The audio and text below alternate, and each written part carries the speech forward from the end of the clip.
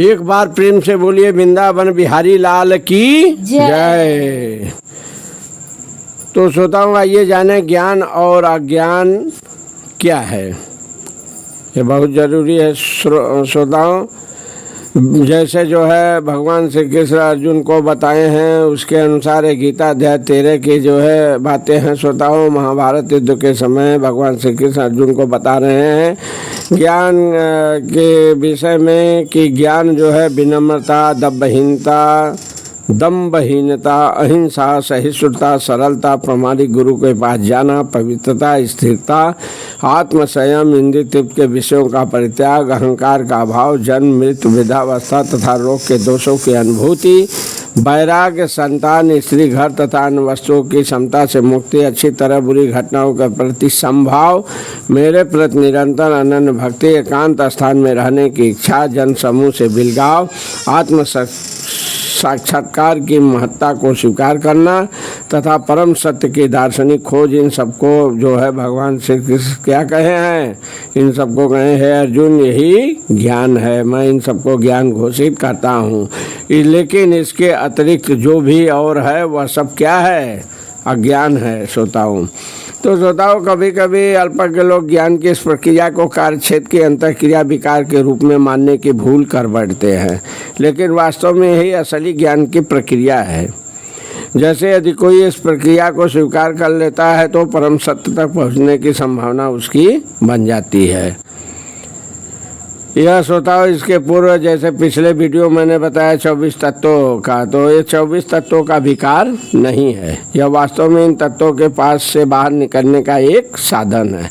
देहधारी आत्मा तो श्रोताओं 24 तत्वों से बने आवरण रूप शरीर में बंद रहता है और यहाँ पर ज्ञान की जिस प्रक्रिया का वर्णन अभी मैंने बताया ऊपर श्लोक में, वह इससे बाहर निकलने का साधन है।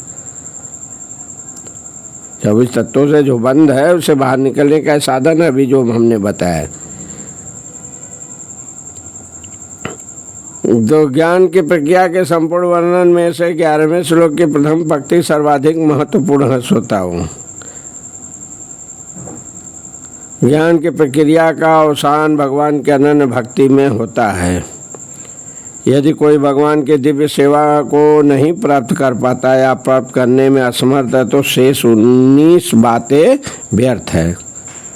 लेकिन यदि कोई पूर्ण किस भावना से भक्ति ग्रहण करता है तो अन्य 19 बातें उसके अंदर स्वमेव विकसित हो जाती है, जैसा कि श्रीमद् भागवत गीता में कहा गया है।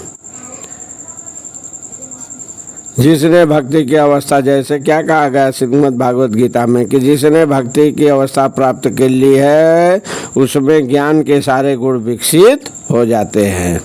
बहुत सा पीछे भी देखेंगे, इस अध्याय के 8वें श्लोक में भी देखेंगे जो है गुरु ग्रहण करने का सिद्धांत अनिवार्य है।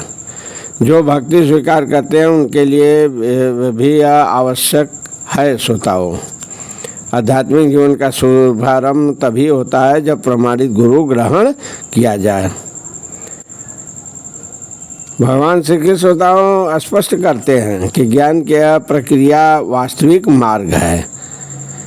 इसमें इससे परे जो भी विचार किया जाता है वो सब क्या होता है, व्यर्थ होता है।